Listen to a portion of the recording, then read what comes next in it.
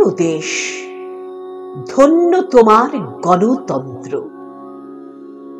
কখনো ভেবে দেখেছ কি আমার স্বাধিকার, আমার পর্ণমোচী বৃক্ষদের ব্যথা, আমার জমিয়ে রাখা যত আলো, যত ঋতু, পড়শির নারীর টান, সব কিছুই খুঁটে খেয়েছে তোমার ছাই বর্ণ পাখির দল।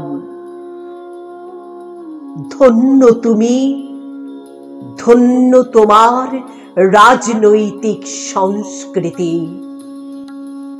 বিছানায় পাশ বালিশ আর সীমান্তে কাঁটা তার, অথচ ভাতের হাঁড়িতে কিংবা মাথার ওপরে কোথাও নেই কোনো চাল।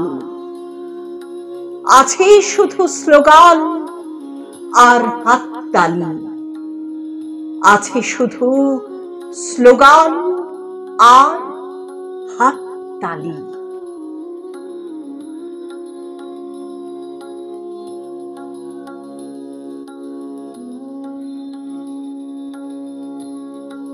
আম্বাত্তুর চেন্নাইয়ের কবি বিমল পাত্রের লেখা কবিতা